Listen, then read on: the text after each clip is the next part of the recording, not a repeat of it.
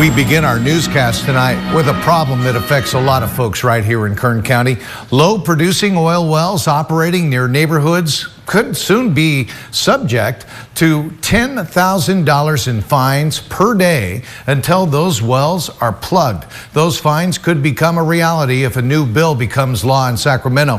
17's Capitol correspondent Eitan Wallace spoke with the California lawmaker who authored that legislation.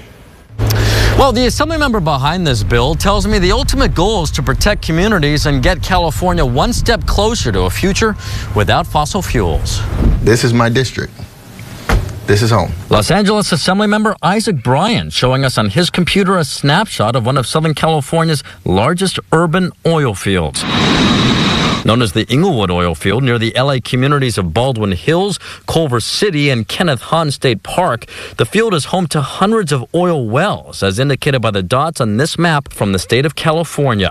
But Bryan says what people may not know, this field and many others like it across the state include a vast amount of what's known as stripper wells, wells near the end of their lifespan producing less than 15 barrels of oil per day. To allow them to keep running, it's poisoning the community. He says that, arguing stripper wells produce little oil, all while causing harm to surrounding communities. In fact, a 2021 study from USC concluded people who live near wells are more likely to suffer from long-term health risks. They have lower life expectancies. They have higher rates of heart conditions. They have greater rates of asthma in our children. We can do different, we can do better, and we're going to do better. That's why he says he's introduced AB 2716, also known as the Low Producing Well Accountability Act. It will impose a daily $10,000 fine against owners for each of their wells producing less than 15 barrels per day if that well is within 3,200 feet of a community, including homes, hospitals, and schools. The daily fine will end only once the well has been plugged. There is no reason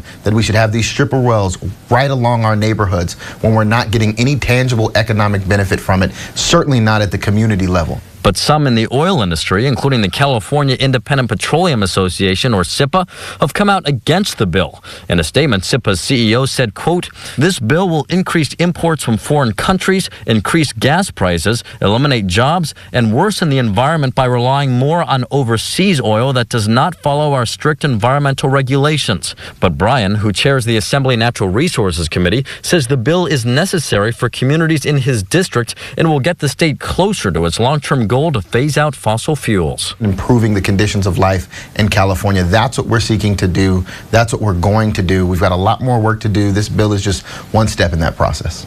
And should the bill become law, fines against stripper wells will start to take effect summer 2026. Reporting at the state capitol, Eitan Wallace, 17 News.